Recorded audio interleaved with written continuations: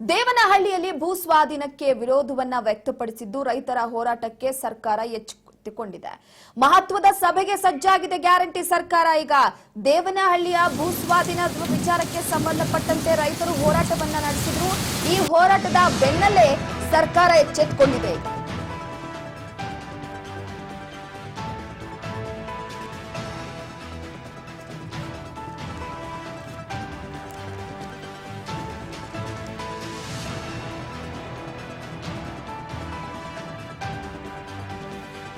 ರೈತರೊಂದಿಗೆ ಮುಖ್ಯಮಂತ್ರಿ ಮಹತ್ವದ ಮೀಟಿಂಗ್ ಅನ್ನು ನಡೆಸ್ತಾ ಇರುವಂತದ್ದು. ಸಚಿವರ ಜೊತೆ ಸಭೆಯ ಬೆನ್ನಲ್ಲೇ ರೈತರೊಂದಿಗೆ ಸಭೆಯನ್ನ ನಡೆಸೋದಕ್ಕೆ ಸಿದ್ದರಾಮಯ್ಯನವರು ಮುಂದಾಗಿದ್ದಾರೆ.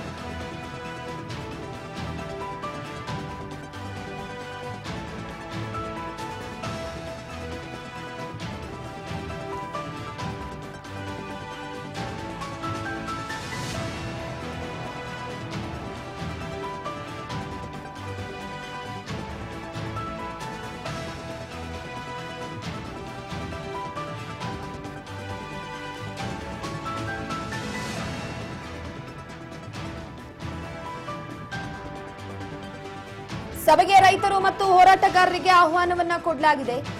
ವಿಧಾನಸೌಧದಲ್ಲಿ ನಡೀತಾ ಇರುವಂತಹ ಮಹತ್ವದ ಸಭೆ ಇದು. ಪ್ರಮುಖವಾಗಿ ದೇವನಹಳ್ಳಿ ಹತ್ತಿರದ ಹಳ್ಳಿಗಳಲ್ಲಿ ಭೂ ಸ್ವಾಧೀನ ವಿರೋಧಿಸಿ ರೈತರು ಹೋರಾಟವನ್ನ ನಡೆಸ್ತಾ ಇದ್ದಾರೆ. ಸರ್ಕಾರವು ಏರೋಸ್ಪೇಸ್ ಮತ್ತು ಡಿಫೆನ್ಸ್ ಪಾರ್ಕ್ಗಾಗಿ ಭೂಮಿ ವಶಪಡಿಸಿಕೊಳ್ಳೋದಕ್ಕೆ ಮುಂದಾಗಿತ್ತು.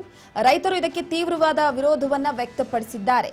ಸೊ ಹಾಗಾಗಿ ಹೈಟೆಕ್ ಡಿಫೆನ್ಸ್ ಮತ್ತು ಏರೋಸ್ಪೇಸ್ ಪಾರ್ಕ್ ಅಭಿವೃದ್ಧಿ ಪ್ಲಾನ್ ವಿಚಾರವಾಗಿ ದೇವನಹಳ್ಳಿಯ ಚನ್ನರಾಯಪಟ್ಟಣದಲ್ಲಿ ಏರೋಸ್ಪೇಸ್ ಪಾರ್ಕ್ 13 ಗ್ರಾಮಗಳ 1777 ಎಕರೆ ಭೂ ಸ್ವಾಧೀನಕ್ಕೆ ರೈತರು ವಿರೋಧವನ್ನ ವ್ಯಕ್ತಪಡಿಸಿದ್ರು. 2021 ಆಗಸ್ಟ್ 27ರಂದು ಪ್ರಾಥಮಿಕ ಅಧಿಸೂಚನೆ, 2022 ಫೆಬ್ರವರಿ 15ರಂದು ಸರ್ಕಾರದಿಂದ ಸ್ವಾಧೀನಕ್ಕೆ ಆದೇಶಿಸಲಾಗಿತ್ತು.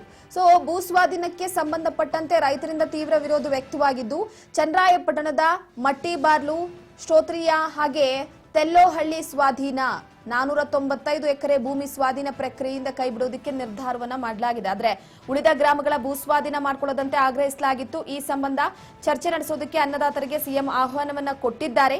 ಈ ಸಂಬಂಧಿಸಿದಂತೆ ರೈತರ ಮನವೊಲಿಕೆಗೆ ಸಿದ್ದರಾಮಯ್ಯನವರು ಸಭೆಯನ್ನ ಕರೆದಿರುವಂತದ್ದು.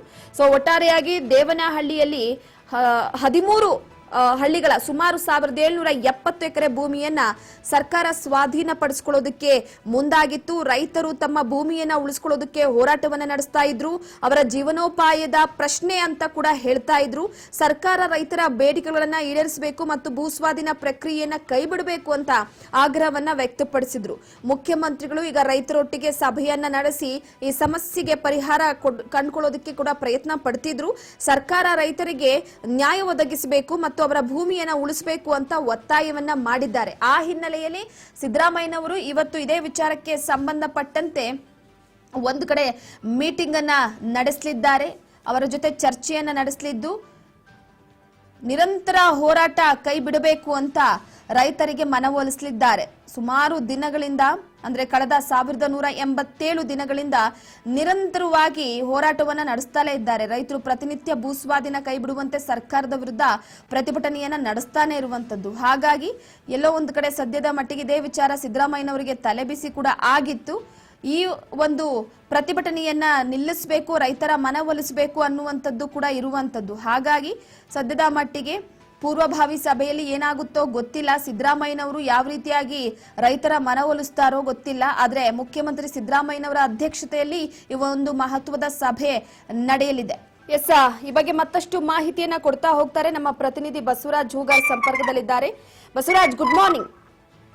Good morning Roopa. ಬಸವರಾಜ್, ಪ್ರಮುಖವಾಗಿ ನೋಡಿ, ದೇವನಹಳ್ಳಿಯ ಭೂ ಸ್ವಾಧೀನದ ವಿಚಾರಕ್ಕೆ ಸಂಬಂಧಪಟ್ಟಂತೆ ಯಾವುದೇ ಕಾರಣಕ್ಕೂ ಕೂಡ ನಾವು ನಮ್ಮ ಹೋರಾಟವನ್ನ ವಾಪಸ್ ಪಡೆಯಲ್ಲ, ಸರ್ಕಾರ ನ್ಯಾಯ ಒದಗಿಸಬೇಕು ಅಂತ ಪಟ್ಟು ಹಿಡಿದ ಕೂತ ರೈತರೊಟ್ಟಿಗೆ ಇವತ್ತು ಸಿದ್ದರಾಮಯ್ಯನವರು ಮಹತ್ವದ ಸಭೆಯನ್ನ ನಡೆಸಲಿದ್ದಾರೆ. ಸೊ ಎಲ್ಲೋ ಒಂದು ಕಡೆ ರೈತರ ಮನವೊಲಿಕೆಗೆ ಸಿದ್ದರಾಮಯ್ಯನವರ ತಂತ್ರಗಾರಿಕೆ ಯಾವ ರೀತಿ ಇರಬಹುದು, ಇದ್ರ ಬಗ್ಗೆ ಮಾಹಿತಿ ಕೊಡೋದಾದ್ರೆ? ದೇವನಹಳ್ಳಿಯ 13 ಹಳ್ಳಿಗಳಲ್ಲಿ ಈಗಾಗಲೇ ಭೂ ಸ್ವಾಧೀನ ಪ್ರಕ್ರಿಯೆಯನ್ನ ರಾಜ್ಯ ಸರ್ಕಾರ ಮಾಡ್ಲಿಕ್ಕೆ ಮುಂದಾಗಿರ್ತಕ್ಕಂತ ಹಿನ್ನೆಲೆಯಲ್ಲಿ ಅದನ್ನ ಭೂ ಸ್ವಾಧೀನ ಪ್ರಕ್ರಿಯೆ ಮಾಡ್ಕೋಬಾರ್ದು, ರೈತರಿಗೆ ಆ ಭೂಮಿಯನ್ನ ವಾಪಸ್ ಕೊಡಬೇಕು ಅನ್ನುವಂಥದ್ದು ಆ ಒಂದು ಭಾಗದ ರೈತರ ಒಂದಿಷ್ಟು ಒತ್ತಾಯ ಆಗಿರ್ತಕ್ಕಂಥದ್ದು. ಆ ಬಗ್ಗೆ ಹಲವಾರು ರೀತಿಯಲ್ಲಿ ಸರ್ಕಾರಕ್ಕೆ ಮನವಿ ಮಾಡಿದ್ದಾರೆ, ಒತ್ತಾಯ ಮಾಡಿದ್ದಾರೆ, ಹೋರಾಟವನ್ನು ಮಾಡಿರ್ತಕ್ಕಂಥದ್ದು. ಇದೀಗ ದೊಡ್ಡ ಮಟ್ಟದಲ್ಲಿ ಹೋರಾಟ ಮಾಡ್ಲಿಕ್ಕೆ ಕೂಡ ಮುಂದಾಗಿದ್ರು. ಆದ್ರೆ ರಾಜ್ಯ ಸರ್ಕಾರ ಅವರನ್ನ ಕರೆಸಿ ಮಾತನಾಡುವಂತ ಪ್ರಯತ್ನ ಕೂಡ ಮುಂದಾಗಿರ್ತಕ್ಕಂಥದ್ದು. ನಿನ್ನೆ ಸಿಎಂ ಸಿದ್ದರಾಮಯ್ಯ ನೇತೃತ್ವದಲ್ಲಿ ಕೂಡ ಸಭೆ ಕೂಡ ನಡೆಯಿತು. ಅದಾದ ಬಳಿಕ ಅಲ್ಲಿ ಕೂಡ ಮತ್ತೊಂದು ಸಭೆ ನಡೆಸಿ ನಿರ್ಧಾರ ಕೈಗೊಳ್ಳೋಣ ಅನ್ನುವಂತಹ ನಿರ್ಧಾರಕ್ಕೆ ನಿನ್ನೆಯ ಸಭೆಯಲ್ಲಿ ಕೂಡ ಬಂದಿರತಕ್ಕಂಥದ್ದು. ಆ ಒಂದು ಹಿನ್ನೆಲೆಯಲ್ಲಿ ಇವತ್ತು ವಿಧಾನಸೌಧದಲ್ಲಿ 11:30ಕ್ಕೆ ಒಂದು ಸಭೆಯನ್ನು ಕೂಡ ಸಿಎಂ ಸಿದ್ದರಾಮಯ್ಯ ನೇತೃತ್ವದಲ್ಲಿ ಕೂಡ ಆಯೋಜನೆ ಆಗಿರ್ತಕ್ಕಂಥದ್ದು. ಪ್ರಮುಖವಾಗಿ ಆ ಸಭೆಗೆ ಆ ಒಂದು ರೈತರನ್ನು ಕೂಡ ಆ ಸಭೆಗೆ ಆಹ್ವಾನ ಕೂಡ ರಾಜ್ಯ ಸರ್ಕಾರ ಕೊಟ್ಟಿರ್ತಕ್ಕಂಥದ್ದು. ರೈತರ ಜೊತೆ ಮತ್ತೆ ಸಂಬಂಧಪಟ್ಟಂತ ಅಧಿಕಾರಿಗಳು ಮತ್ತು ಸಚಿವರ ಜೊತೆ ಕೂಡ ಚರ್ಚೆ ನಡೆಸಿ ಆ ಒಂದು ಭೂಮಿಯನ್ನ ಭೂ ಸ್ವಾಧೀನವನ್ನ ಒಂದು ಮಾಡ್ಕೊಳ್ಬಾರದು ಅನ್ನುವಂತಹ ನಿಟ್ಟಿನಲ್ಲಿ ಯಾವ ರೀತಿ ಕ್ರಮ ಕೈಗೊಳ್ಳಬೇಕು, ರೈತರಿಗೆ ಆ ಭೂಮಿಯ ರೈತರ ಬೇಡಿಕೆ ಏನಿದೆ ಅದಕ್ಕೆ ಪರ್ಯಾಯವಾಗಿ ಈಗ ಸರ್ಕಾರ ಅದನ್ನ ಡೆವಲಪ್ಮೆಂಟ್ ಮಾಡ್ಕೊಳ್ಳಿಕ್ಕೆ ವಿವಿಧ ಒಂದು ಕಾರ್ಖಾನೆಗಳ ಅಭಿವೃದ್ಧಿಗೋಸ್ಕರ ಅದನ್ನ ಆ ಭೂಮಿಯನ್ನ ಭೂ ಸ್ವಾಧೀನ ಪ್ರಕ್ರಿಯೆ ಮಾಡ್ಕೊಳ್ಳಿಕ್ಕೆ ಕೂಡ ಮುಂದಾಗಿತ್ತು. ಆದ್ರೆ ಈಗ ಅಲ್ಲಿಯ ರೈತರು ಏನ್ ಈಗಾಗ್ಲೇ 500 ಎಕರೆಯನ್ನ ಏನು ವಾಪಸ್ ಕೊಟ್ಟಿರ್ತಕ್ಕಂಥದ್ದು, ಅದರಂತೆ ಉಳಿದ ಎಲ್ಲಾ ಒಂದು ಭೂಮಿಯನ್ನು ಕೂಡ ನಮ್ಗೆ ಬಿಟ್ಕೊಡ್ಬೇಕು ಅನ್ನುವಂಥದ್ದು ರೈತರ ಒತ್ತಾಯ ಆಗಿರ್ತಕ್ಕಂಥದ್ದು. ಆ ಒಂದು ವಿಚಾರಕ್ಕೆ ಸಂಬಂಧಪಟ್ಟಂತೆ ಸರ್ಕಾರದ ಮಟ್ಟದಲ್ಲಿ ಯಾವ ರೀತಿಯಾಗಿ ಅದನ್ನ ಭೂಮಿಯನ್ನ ಕೈ ಬಿಡಬಹುದು, ಸರ್ಕಾರ ಅದಕ್ಕೆ ಮತ್ತೆ ಸಚಿವ ಸಂಪುಟದಲ್ಲಿ ಅದನ್ನ ಏನಾದ್ರೂ ಚರ್ಚೆ ನಡೆಸಿ ತಿದ್ದುಪಡಿ ತರಬೇಕಾ ಅಥವಾ ಯಾವ ರೀತಿಯಾಗಿ ಆ ಭೂಮಿಯನ್ನ ರೈತರಿಗೆ ವಾಪಸ್ ಕೊಡ್ಬೇಕು ಅನ್ನುವಂತಹ ನಿಟ್ಟಿನಲ್ಲಿ ರೈತರ ಅಭಿಪ್ರಾಯವನ್ನು ಕೂಡ ಪಡೆದುಕೊಳ್ಳಿಕ್ಕೆ ಸಿಎಂ ಸಿದ್ದರಾಮಯ್ಯ ಮುಂದಾಗಿರ್ತಕ್ಕಂಥದ್ದು. ರೂಪ. ಓಕೆ, ಥ್ಯಾಂಕ್ ಯು ನಿಮ್ಮೆಲ್ಲ ಮಾಹಿತಿಗಾಗಿ ಬಸವರಾಜ್. ಎಸ್, ಪ್ರಮುಖವಾಗಿ ನೋಡಿ, ದೇವನಹಳ್ಳಿ ತಾಲೂಕಿನ 13 ಹಳ್ಳಿಗಳು ಕೆಐಎಡಿಬಿ ಭೂ ಸ್ವಾಧೀನ ಪಡಿಸಿಕೊಳ್ಳೋದಕ್ಕೆ ಸರ್ಕಾರದ ರೈತ ವಿರೋಧಿ ನೀತಿಯಾಗಿದೆ. ಇದು ಭೂಮಿ ಮತ್ತು ವಸತಿ ಹೋರಾಟ ಸಮಿತಿ ಎಲ್ಲ ಸದಸ್ಯರುಗಳು ಇದರ ವಿರುದ್ಧ ಹೋರಾಟಕ್ಕಿಳಿದಿದ್ದಾರೆ. ಅದ್ರ ಜೊತೆಗೆ ರೈತರೆಲ್ಲರೂ ಕೂಡ ಅಧಿಕಾರಕ್ಕೆ ಬರುವ ಮುನ್ನ ಭೂ ಸ್ವಾಧೀನ ಕೈಬಿಡುವ ಭರವಸೆಯನ್ನ ನೀಡಿದ್ರು.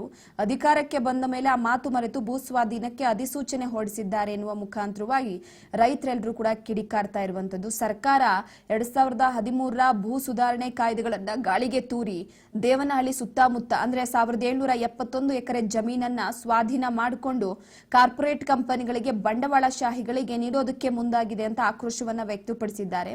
ಸೊ ಅದರ ಜೊತೆಗೆ ಸರ್ಕಾರ ರೈತರಿಗೆ ಭೂಮಿ ನೀಡದಂತೆಯೇ ನೀಡಿ ಮತ್ತೆ ಅದನ್ನ ಕಸಿದುಕೊಳ್ಳುವ ಹುನ್ನಾರ ಮಾಡ್ತಾ ಇದೆ. ಇದು ಸರಿಯಲ್ಲ, ಇದರ ವಿರುದ್ಧ ನಾವು ಅತಿ ದೊಡ್ಡ ಮಟ್ಟದ ಹೋರಾಟವನ್ನ ನಡೆಸ್ತೇವೆ ಅಂತ ಕೂಡ ಹೇಳಿದ್ರು. ಸೊ ಎಲ್ಲೋ ಒಂದು ಕಡೆ ಸದ್ಯದ ಮಟ್ಟಿಗೆ ಇಡೀ ರೈತರೆಲ್ಲರೂ ಕೂಡ ಈಗ ಸರ್ಕಾರದ ವಿರುದ್ಧ ಸಿಡಿದೆದ್ದಿದ್ದು ಮತ್ತಷ್ಟು ಆಕ್ರೋಶಭರಿತ ನುಡಿಗಳನ್ನ ವ್ಯಕ್ತಪಡಿಸೋದಕ್ಕೆ ಮುಂದಾಗಿದ್ದಾರೆ.